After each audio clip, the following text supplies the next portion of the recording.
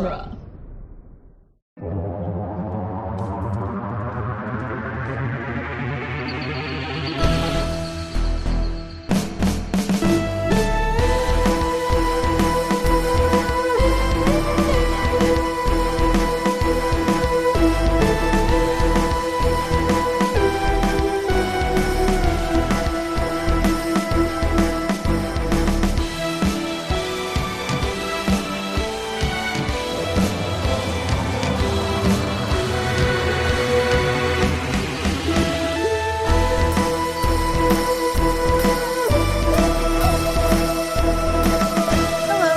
Back to The Doctor's Companion presents Doctor Who The Long Way Around, the weekly podcast where we review and discuss every episode of Doctor Who, one doctor at a time. I'm Cassandra Fredrickson. I'm Nick Jimenez. And I'm Scott Corelli. And today on the show, we'll be discussing Planet of Evil, the fourth Doctor's seventh story. So, Planet of Evil comes to us from writer Lewis Marks and director David Maloney. Lewis Marks previously had written Day of the Daleks during the third Doctor era and Planet of the Giants during the first Doctor's era. And now he came back to write this. The director had previously directed the Genesis of the Daleks, which makes a lot of sense, weirdly. Like, they feel similar. Only one is a lot better than the other one. Yeah, Planet of Evil, basically what this came down to was that Hinchcliffe and Holmes had basically decided that the program had spent too much time on Earth recently and wanted to create some truly alien environments, something that hadn't really been done since like Second Doctor. And they just felt like, oh, technology's come a long way. We could probably do some really cool stuff now. And so they talked to their designer, Roger Murray Leach, about creating a truly alien environment within the confines of the Ealing Television Film Studio.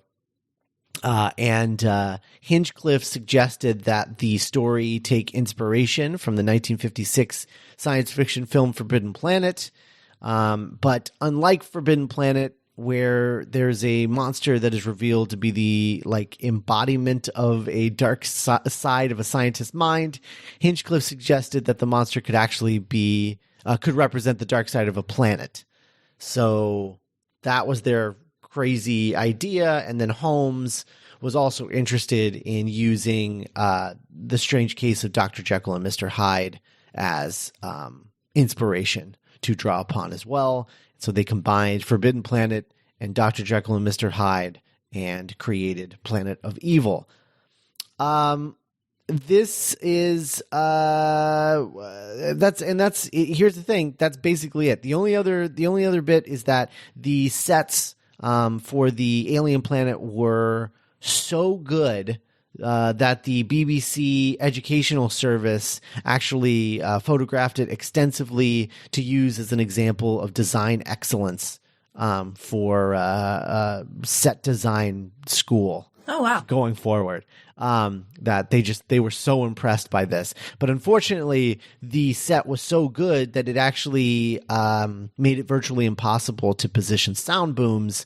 So they had to dub all of the audio in the jungle sequences in post-production, which is also why it's shot on film, because they didn't see a point in filming it with video if they weren't going to get sound anyway.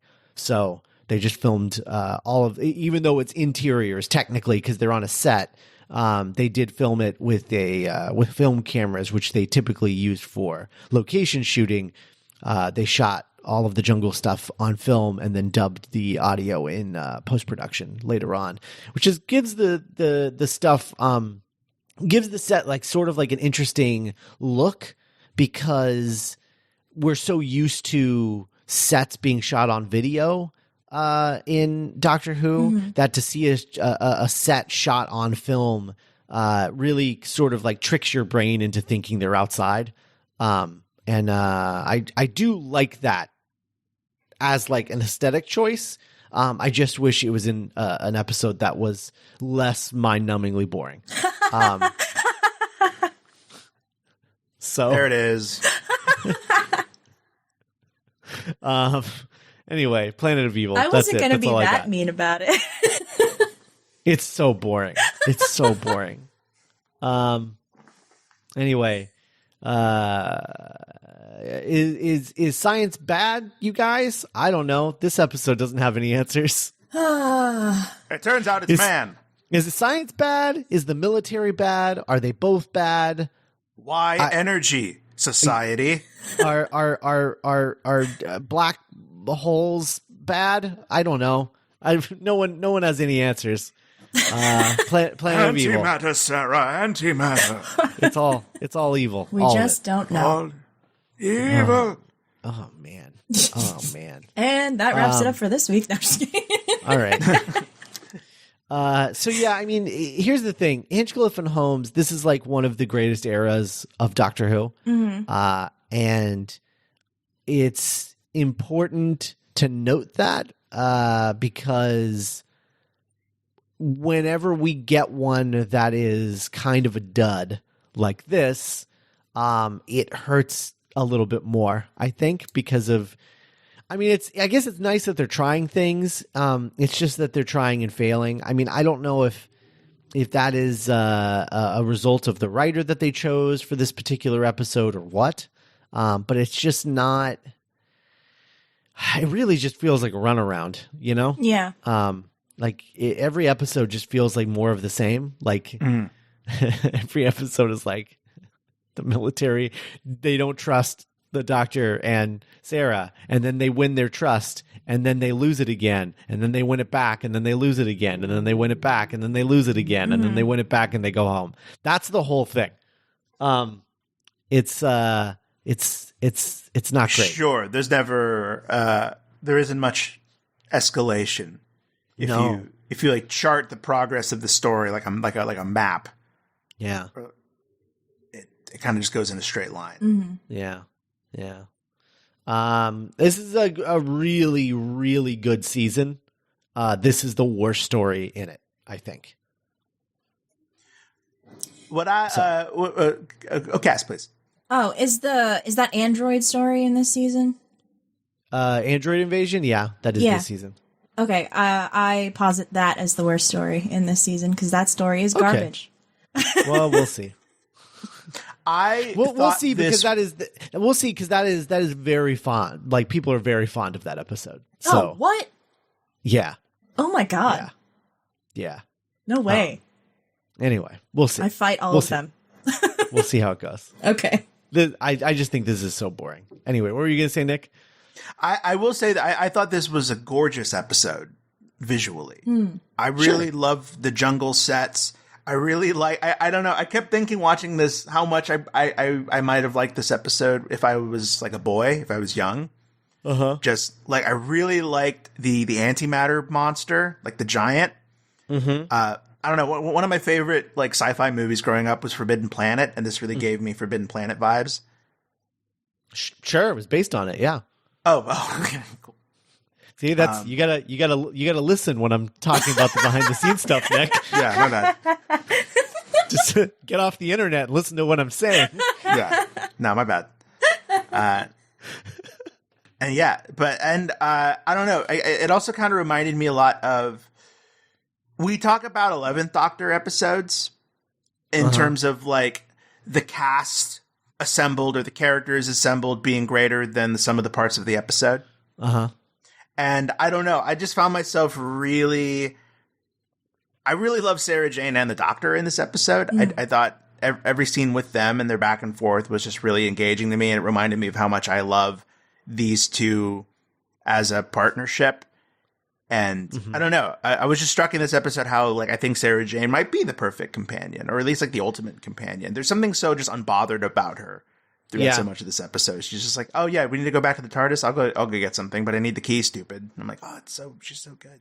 Yeah, I feel like at some point we should do some sort of like ranking of Doctor Companion teams, like pairings. Oh, that's interesting. I guess.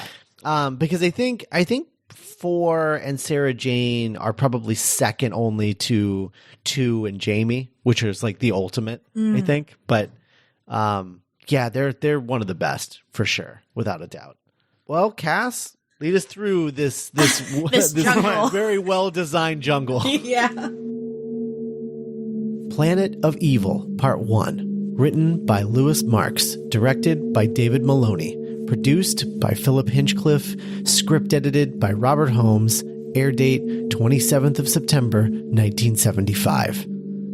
On a distant planet called Zeta Minor, a group of scientists led by Professor Sorensen are performing a geological expedition to discover a new source of energy, but they come to the conclusion that the planet almost seems to be alive. One of the scientists is attacked by an invisible force and killed, while another manages to send a distress signal before he is killed in the same fashion. The TARDIS receives the distress signal, and the Doctor and Sarah Jane follow it to Zeta Minor's surface and begin to explore for clues. At the same time, a probe ship from Sorensen's home planet Marestra also arrives, following the same distress signal. The Doctor discovers the mummified remains of one of the scientists and attempts to investigate the cause of death, but is discovered by Sorensen and the armed landing party, who assume that the Doctor was the one who has been murdering the scientists since they arrived there weeks ago. Meanwhile, Sarah is taken prisoner by the Marestra when their leader Salamar fails to believe her story. He is convinced that she and the Doctor are working together to sabotage their efforts to find alternative energy sources, and orders their execution. However, thanks to the power failures around the base, the magnetic locks on their cell aren't working properly, and they escape, only to find themselves face to face with a semi-transparent creature that is glowing red and reaching out for them. So I just want to start off by saying this is the least prepared science expedition I think I've ever seen. My dude is run by the military for right? once. So. My dude is handling weird alien stuff with no gloves, and they don't have flashlights. Yeah, what is this, Prometheus? Okay, fair. At least Prometheus is interesting and has Idris Elba in it, so, but... And we've talked Idris about Elba how... smoking a cigarette and decorating a Christmas Oh, tree. hell yeah. Yeah. And hooking up with Charlize Theron's character by accusing her of being an android. Yeah. Mm-hmm. I should rewatch that. We've talked a lot about how Ridley Scott must have loved Doctor Who growing up, right? Oh, he definitely did. He's talked about it, yeah. Okay, great. He's definitely talked about it. Yeah, isn't the main character of Prometheus named after Liz Shaw? Yep. Yeah. Yeah. That's what I thought. Her name is Elizabeth Shaw. Maybe that's why we love those movies so much. Mm-hmm. Like Prometheus and Covenant. Whatever. I haven't seen Covenant. Yeah, I haven't seen that either. Oh, really? I still haven't seen it. Yeah. Yeah. It's great. I like it a lot. Yeah. What else happens in part 1? I really like that shot with Sarah with the weird lighting where she's like frozen. Yeah. Yeah. I guess I like the ambiance of this episode more than anything that actually happens in it. Yes, I agree with that. And I'm not really into like Doctor dealing with hostile military people, but that's basically what Classic Who's about, so that's like so much of Classic Who. That's what like an entire era of Doctor Who is. Yeah. Like what? Like the back half of 4? Yeah. And like 6th Doctor? Yeah. Yeah, well, I mean, the 3rd Doctor is literally, he's just like bumming that's around true. with the military. Yeah, but like, and they're they're telling him not to do stuff. But that's like a friendly relationship instead of like these... Depending on who's writing it. Yeah, these like bowl cut space cops or whoever they are. Like, Yeah. I just can't get over how much respect they want, yet they're wearing those outfits. oh, yeah. You're just like, respect me. And it's just like, I mean, look at what you're wearing. We are military men. I will say that anytime Doctor Who does a spaceship miniature, I'm super about that. So I like the dorky spaceship. I really like the ship. I really like the shot of the ship, and it's highlighted in the wiki of like it cresting over the planet, that pink planet. I don't. Yeah, I also really this episode really gave me like Star Trek: The Motion Picture vibes. Mm-hmm. Oh yeah, I could get that, especially like the color of the science people's uniforms. Yeah, very 70s. Yeah, very 70s. The cops are in like baby blue colored outfits with like the weird white like circular things around like their arms and legs, right? Yeah, right. Yeah. And then the science people are in like sort of like brown jumpsuits. Yeah. And it's very, very Star Trek: The Motion Picture, definitely. I have no other notes aside from all the cliffhangers suck except for the third one. So. I mean, you're not wrong. I really think I think Sorensen was an effective foil. The scientist guy? Yeah, the kind of grumpy. He looked 70s as hell. He looked like a Brooklyn like beat cop. He did. And then he had like not a voice to match it. His accent was He looked like he was very sweaty. Me of somebody. Yeah. He was very sweaty. You're right. He was having a hard time. Apparently this place wasn't air conditioned. My favorite kind of Doctor Who classic villain is starting to be like just the miserable skeptical dude that's just like, why are we doing it? God, no. Why are we? Oh, no. The energy. And I don't know. He was incorrigible this entire story. True. To say nothing of his miraculous and wonderful transformation that we'll get to. It's weird how like doing like watching classic Who like this, like we are, there's like weird themes. Like last time was just like, oh, unlimited energy, and now this time is like unlimited energy. Sure. Yeah, they're both kind of about man's insatiable thirst for progress and consumption. And then we had the crazy alchemist guy in the second one. Yeah, there's lots of crazy science guys in this round. Yeah. Lots of people dying trying to stop the Doctor from doing something. Yeah, a lot of people die in this one. They do. Yeah. It falling threw into pits. A lot of falling into pits. Well, he falls into a pit, but we'll get to that. I don't want to. Yeah. The Doctor and Sarah sort of like walking around the jungle planet, and then they like run into the figure, the like outline thing. It's like somebody drew like an outline of a monster, rotoscope monster. Yeah, they're like freaking out about it. But like the way that it's shot, like how they shoot it on film and then do like the sort of post dubbing, and the post dubbing isn't done particularly well because I think they're not used to having to do it like this close up. Mm-hmm. Like usually when they do it, it's like long shots where they're like way in the distance, and so it's like, oh yeah, we don't have any lips that we have to sync. We just have to make it kind of look okay, and they were obviously having trouble syncing lips to dialogue this time because it was rough. I mean, it looked like an old Godzilla movie. Sure, it was a little crazy, but it was I don't know. It gave it like an interesting vibe, I guess. I don't know. Mm-hmm. It's good. Ish. It almost seems like it would be a fun episode if I was like making a movie or something and I wanted to like a old Doctor Who episode to be on in the background. Like I think this would be a fun one just visually. Yeah. Like Sarah Jane running through the forest or. Sure. Oh my God. I love her outfit. Oh, her outfit was great in this one. Mm-hmm. It is really good. The ruffles. Really good. It is. It makes it. Her outfit, though, it makes it like painfully apparent how tiny she is. Yeah. And so I'm just like always scared for her. She's so little. Planet of Evil, Part 2. written by Louis Marks, directed by David Maloney, produced by Philip Hinchcliffe, script edited by Robert Holmes, air date 4th of October, 1975. A Morestran guard happens upon them and fires at the creature as it attacks, and he is killed, while the Doctor and Sarah Jane make a break for it, escaping into the jungle. Wyszynski, Salamar's second-in-command, sends a tracker into the jungle to hunt for Sarah Jane and the Doctor. Upon examining the dead guard, Sorensen confirms that he has been killed the same way as the others, but believes their deaths are a small price to pay for the minerals he has discovered on Zeta Minor, which they can successfully use as a new source of perpetual energy. The tracker finds the Doctor and Sarah Jane, who are quickly captured by the Morestrians. Once he learns of their plan to mine minerals from Zeta Minor for energy, the Doctor begs them to reconsider. He explains that Zeta Minor exists on the boundary between the known and antimatter universes.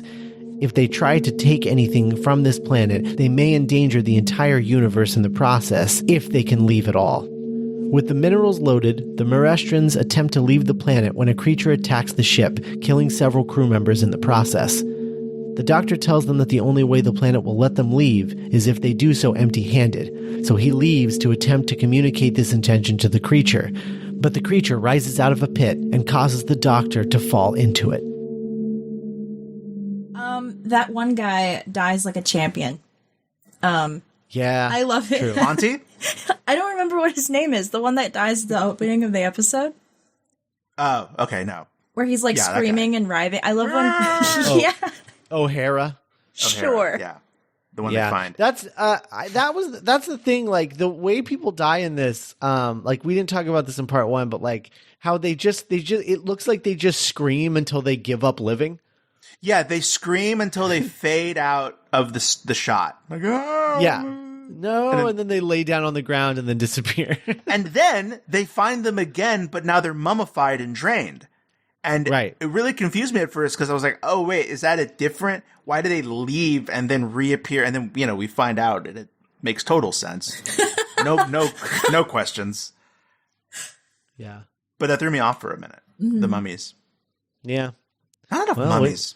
Wait until you get to the next episode. We're going to cover the Tom Baker Baker era. Can we just talk about that one instead? Oh, Stone Cold Classic next time.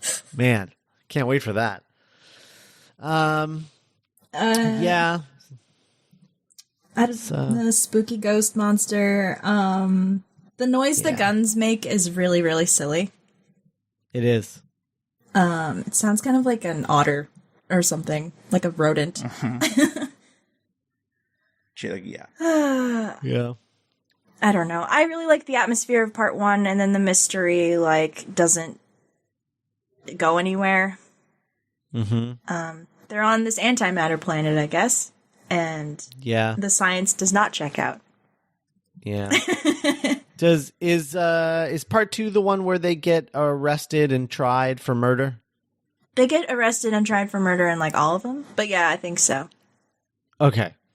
Specifically, they're not listening to him, he's trying to explain things, and they're talking over him and being you'll talk when I say you can talk. Ironically now, I found a little bit of behind the scenes history that I found interesting. At one point in the episode, the character Ponty shows up, and I was like, hey, a black guy in Doctor Who, that's great. And I was so that I looked up the actor, and the actor's name is Louis Mahoney, and he's still with us. Uh-huh. And he is an anti-racist activist and became the vice president of Equity between 1994 and 1996. Oh, that's awesome. Which I don't know. Yeah, as an actor, I just found that really impressive. And so this whole episode, I was just like, that's so crazy that the vice president of Equity is in this random episode of Doctor Who as a spaceman. That's cool. He is a spaceman. Yeah. He is a spaceman. He also falls down a pit to his doom. Yeah. Planet of Evil, Part 3, written by Louis Marks, directed by David Maloney, produced by Philip Hinchcliffe, script edited by Robert Holmes, air date 11th of October, 1975. Assuming the Doctor is dead, Salamar orders that the minerals be removed from the ship, but Sorensen slips a single canister back onto the ship. Sarah Jane escapes and races to help the Doctor. After falling through a seemingly endless abyss, the Doctor is suddenly climbing out of the pit as Sarah Jane finds him, the Marestran tracker not far behind. Meanwhile, Sorensen runs some tests on the minerals as his eyes begin to glow red and he suddenly doubles over in pain. He drinks from a flask and returns to normal. The Doctor is taken to sickbay as the ship prepares to leave again. He says that he gave his word as a Time Lord that the ship would not attempt to leave with the minerals again, but as the ship begins to drag and crew members are killed, he realizes that there must still be some minerals left on the ship. Convinced that there is no reason for the creature to be attacking again, Salamar accuses the Doctor of causing the deaths. A crew member screams, distracting Salamar, allowing the Doctor to punch him and escape. When the Doctor reaches Sarah, they see a hybrid creature the Doctor calls Anti-Man, attacking the crew member. It escapes just as Salamar recovers and runs into the room to see the Doctor and Sarah Jane standing over yet another crew member's body. Before the Doctor can explain, he is shot by Salamar, who orders that he and Sarah Jane be executed via ejection into space. After prepping them for ejection, Wyszynski refuses to go along with the execution and tries to fight off Salamar, but in the struggle, the ejection lever is flipped. So the Doctor, falls in the pit. And he falls forever. Well, does Ponty falls in the pit first, right? Yeah, That's in yes. part 2? In 2, yeah. Okay. Yeah. When he falls in the pit, he's he doesn't fall so much as he just starts screaming and then steps into the pit, and watching it initially, to me it looked like something about, because he's grabbing Sarah, and it's like something about Sarah was stinging him or hurting him, because he's and then he falls into the hole. Yeah, he just really jumps in. He just jumps in, yeah. It's real weird. And then the Doctor falls, and it's a pretty cool sequence. That's great. Falling through the pit is pretty cool. It's very psychedelic. Very psychedelic. One of the more psychedelic things on the show, I think. It's pretty cool. We need more of it. Yeah, I agree with that.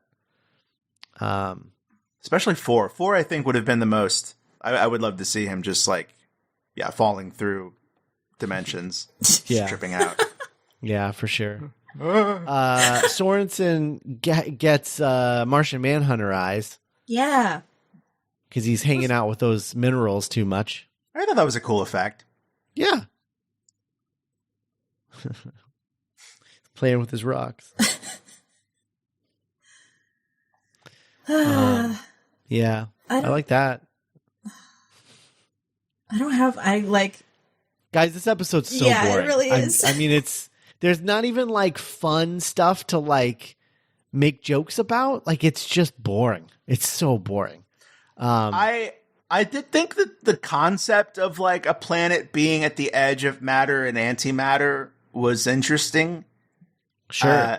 I was that's cool. Or just the kind of take a penny, leave a penny logic that the episode kind of gave us of you can't.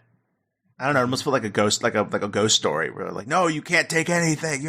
Oh no, my fuck. What was it? What was he had a toffee tin with a little bit of minerals in it. Mm-hmm. Right. Yeah. It was like a Altoids tin. No. Yeah, it was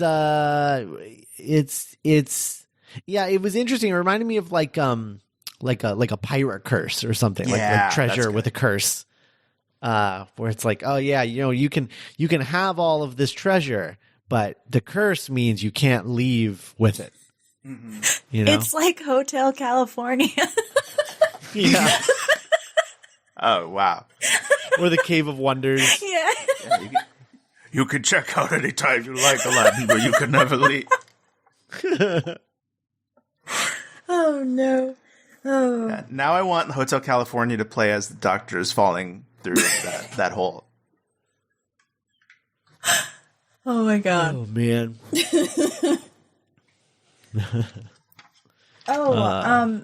One thing I did, Sarah Jane asks him, oh, how did you get out of the pit? Did you just talk to another, chat with another universe? And negotiate or whatever. And that reminded me of, what's the 13 Doctor episode with the frog universe? Oh, yeah. Yeah. Yeah. So that was kind Her of new best friend. Yeah, so that was kind of weird that it, I don't know, it reminded me of new stuff. Cool. We found Yeah, another for Echo. sure. Yeah. Yeah. I love that Yeah, episode. I love that. I love that scene. That to me was like a really like, oh, this is the quintessence of 13 to me. Mm-hmm. Yeah, yeah. Anyway, they hit a lever.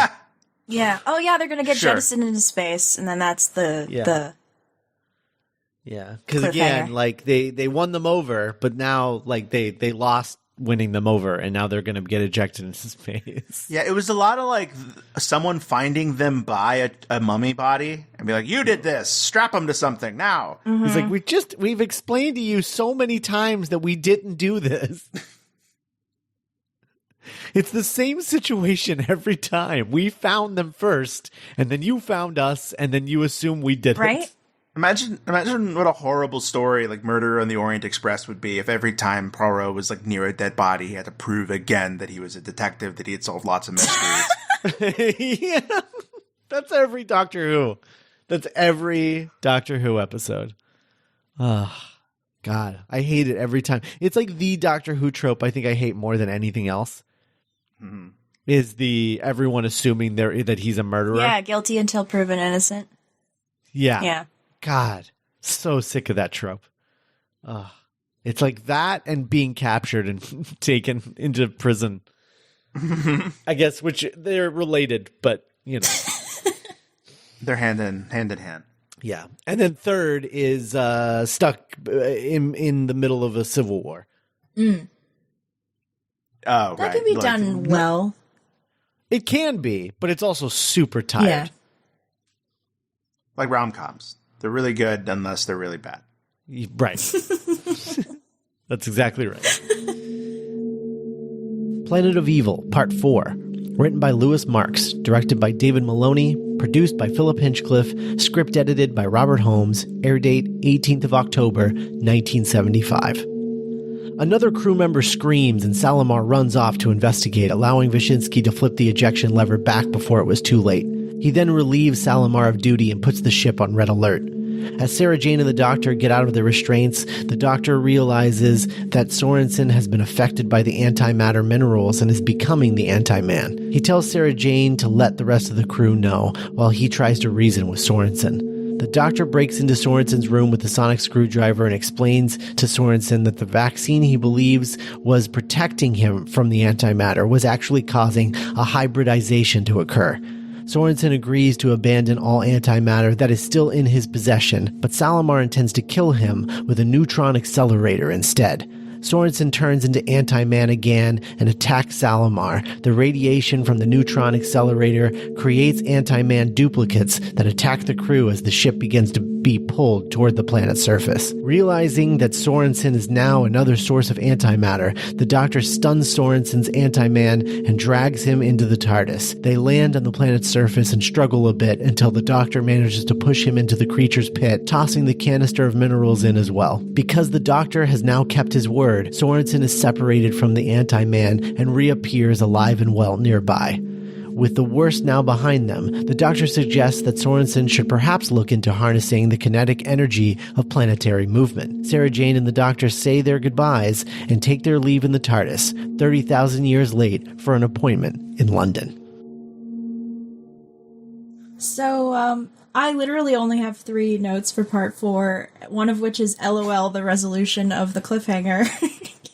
Because one of the, the crazy scientist turns into an antimatter werewolf, which we'll talk about that. Oh my gosh. And then he kills a guy. And they're like, obviously, Sarah and the Doctor didn't do it because they were strapped into a airlock, so clearly they're innocent. Clearly. And the guy, I love the guy hesitates, and then he's like, yeah, I'll save him, and then just pulls the lever again. So Scott, earlier in the episode, you mentioned that the writers were inspired a little bit by Dr. Jekyll, Mr. Hyde. Yeah. And when you said that, the first thing that popped into my head was Harry Sorensen man. Right, of course. And I was like, that's the connection to like, oh yeah, make him look old, because he looked like a living Hanna-Barbera cartoon. Yeah, I think. I mean, there's definitely that, but I think the other part of it was the like negative version of him, like with the outline thing. That, right, yeah, that's like part of him too. The duplicate, the transparent duplicate. Yeah. And it's like going out and like everyone's like, what's going on? And he's like, I don't know what's going on. And it was him the whole time. Right. Yeah. The loss of control. Right. I think that's what? Yeah. All because he couldn't let go of his rock. What story did we have? Because we've had weird energy werewolves before. Yeah. Was that Inferno? I love this show. Yes, that was Inferno. Okay. That's what I thought. Yeah. The radioactive werewolves. Yeah. Yeah, we've had weird energy werewolves before, she said. Honestly. I know, I love this stupid show. Weird energy werewolves. This show has done weird energy werewolves more than once. That's really saying something.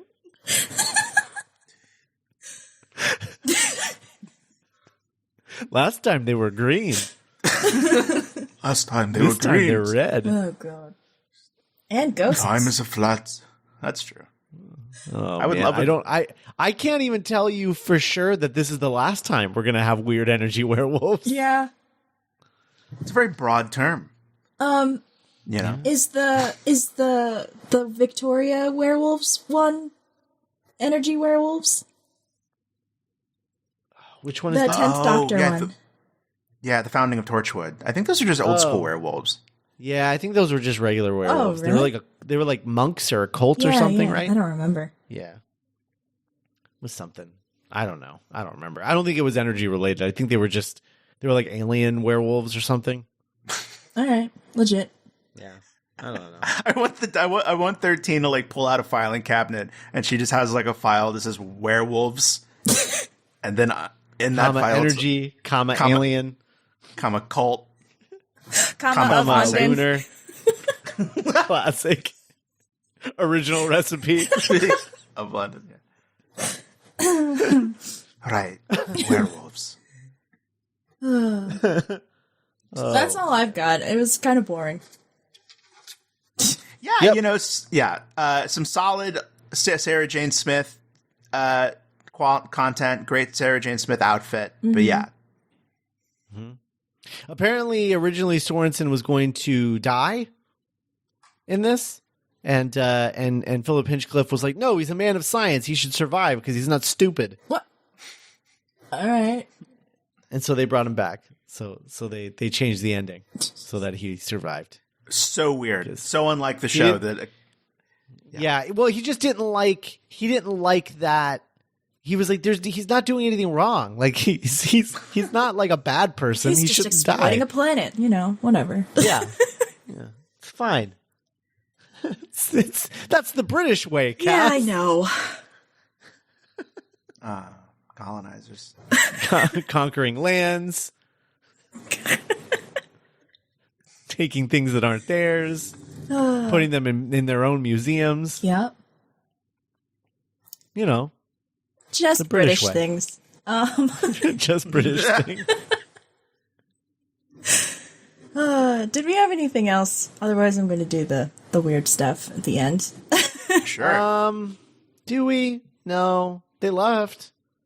Yeah. They leave. They made it out. Yeah. Sarah hugs that guy, which I don't quite understand. We didn't explode. Yay. Yay, we didn't explode. Also, yeah, we didn't talk about that guy, but like he was a nightmare this whole story. Oh, the the older leader guy? guy? No, not the leader guy, the younger guy. The guy that was like taking charge of everything. I'm the controller now. Yeah. That Yeah. guy? Yeah. God. He was. I wanted to beat him up and put him in a locker. I mean, He was. Yeah. He was. Yeah. He had a good. He was sniveling. yeah. I don't know. Big fan of the Joker, that guy, I think. Oh, boy. Sure.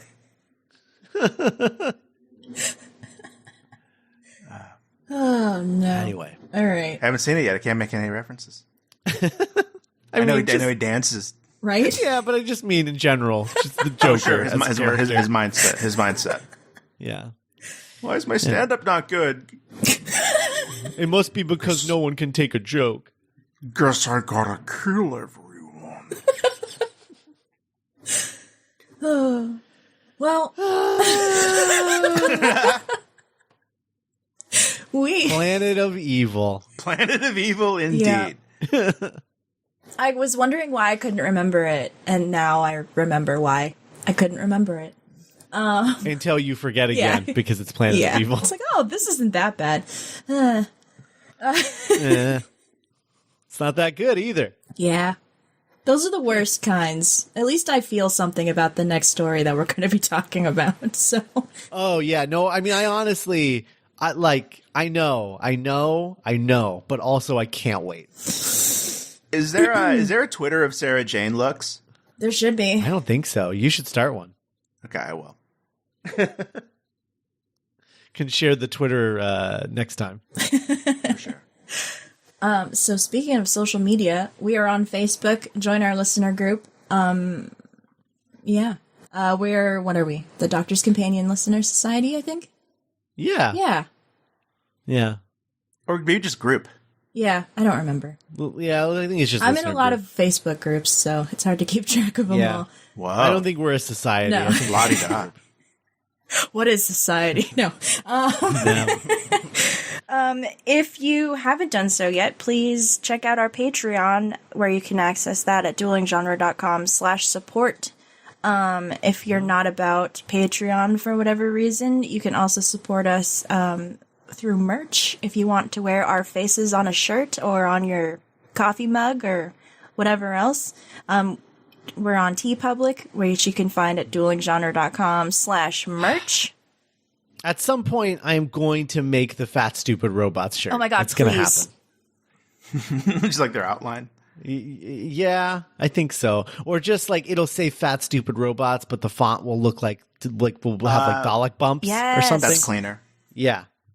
Anyway, Fat Stupid Robots. It's happening. Right? I'm going to do it. Hashtag Fat Stupid Robots. And if you use Amazon, which face it, everyone uses Amazon, use our affiliate link, duelinggenre.com/Amazon. I'm bad at words.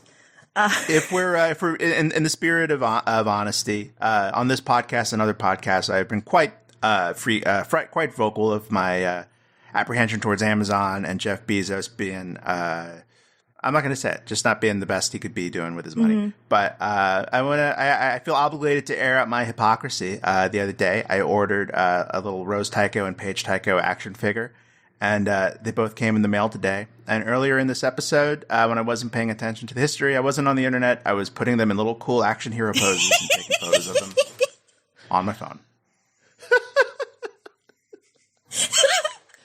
I love you.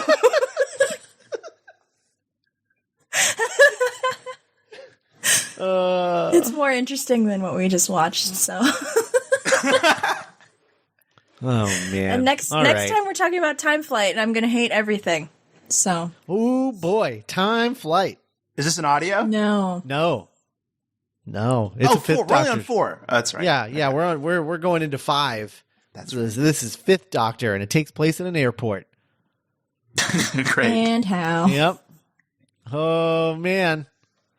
Honestly, there is some fun stuff in this episode. It's just there's one aspect of time flight in particular that is so cringy that it kind of like retroactively ruins the rest of the story. Yeah.